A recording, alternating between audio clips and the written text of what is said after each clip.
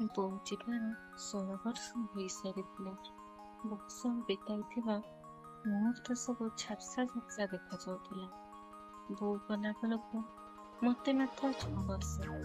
ବୋଉ କଣ ବୋଲି ଜାଣିବା ଆଗରୁ, ଭଲ କରି ବୁଝିବା ଆଗରୁ ବୋଉ ଚାଲି ଯାଇଥିଲା। ମୁଁ ଏକ ଅଭେରା ରାଇଜ।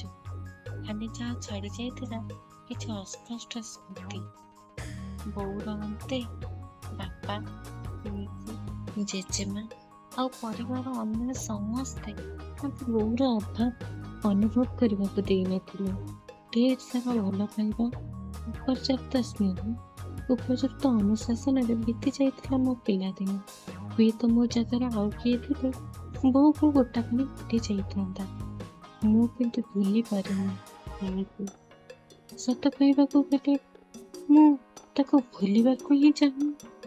ମୋ ଭିତରେ ତାକୁ ବଞ୍ଚେଇ ରଖିବା ପାଇଁ ନିତି ଅପ୍ରଭ ଚେଷ୍ଟା କରିବ।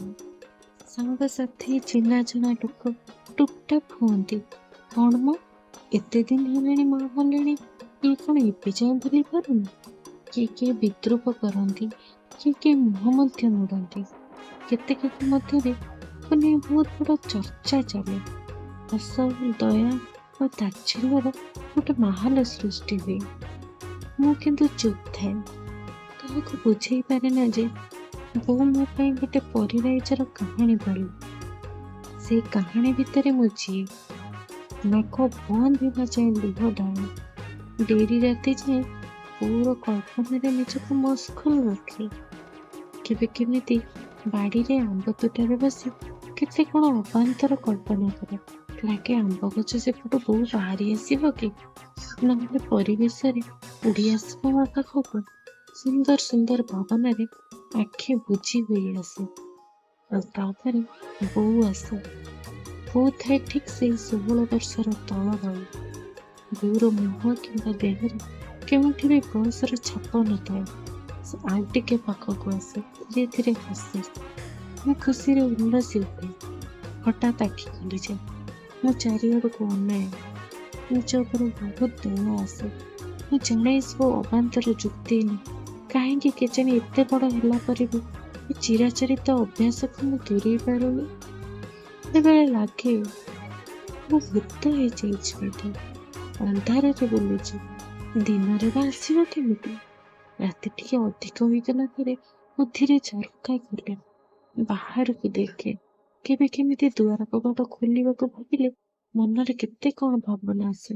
ସତରେ ଯଦି ବୋଉ ଭୂତ ହୋଇଯାଇ ଆସିଥିବ, ତାକୁ ଦେଖି ମୁଁ ଡରିଯିବିନି ତ? ମତେ ସେ ଚିହ୍ନି ପାରିବ ତ? ଏମିତି ଭାବି ମୁଁ ବାହାରକୁ ଆସେ।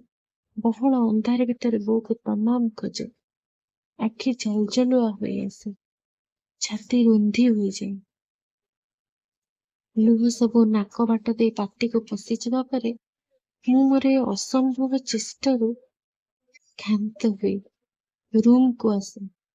ବୋଉର ଫଟୋ ଦେଖୁ ଦେଖୁ ନିଦ ହୋଇଯାଏ। ବୋଉ ଯେ ନିତି ନିତି ମୋର ମନେ ପଡେ ତା ନୁହେଁ, ହେଲେ ମୁଁ ତାକୁ ମନେ ପକେଇବାକୁ ଚାହେଁ। ତାର ସେ ଅଧା ନିଜ ଝାପ୍ସା ସ୍ମୃତିକୁ ଉଖାରେ ମୁଁ ଚାହେଁ ବୋଉର ସ୍ମୃତି ଜୀବନ୍ତ ରହୁ, ପ୍ରତି ମୁହୂର୍ତ୍ତରେ ମୋ ସହିତ ରହୁ। ବୋଉ ପାଇଁ ଜାଣି ଜାଣି ମୁଁ କଷ୍ଟ ପାଏ। ସେ କଷ୍ଟ ମତେ ଭଲ ଲାଗେ। ମୋ ଦେହରେ ଗୋଟେ ଅଲଗା ଶକ୍ତି ଦିଏ। ମୋର ମନୋବଳ ବଢିଯାଏ। ଲାଗେ ବୋଉ ଯେମିତି ମୋ ଚାରିପାଖରେ ଘୁରି ବୁଲୁଛି। ମୋର ସବୁ ବିପଦ ଆପଦରେ ମୋ ସହିତ ଅଛି। ହଷ୍ଟେଲ ଛୁଟି ହେଲେ ମୁଁ ଯେବେ ଘରକୁ ଆସେ, ସକାଳ 10ଟା ପୂର୍ବରୁ ବିଛଣା ଛାଡେନି। ନିଦ ଭାଙ୍ଗି ଯାଇଥିଲେ ବି ବିଛଣାରେ ପଡୁଥାଏ ଠିକ୍ ସେଇ ଜାଗାରେ ଯୋଉଠି ଶେଷ ଥର ପାଇଁ ମୋ ବୋଉ ସହ ମୁଁ ଶୋଇଥିଲି। ତକିଆରେ ମୁହଁ ଚାପି ଚାପି ମୁଁ କାନ୍ଦୁଥାଏ। ଏମିତି ଲାଗେ ମୁଁ ସେଇ 6 ବର୍ଷର ଛୁଆ, ଆଉ ବୋଉ ଛାତିରେ ମୁହଁ ଗୁଞ୍ଜି ସବୁ ଉଷ୍ଣତା ଶୋଷି ନେଉଛି।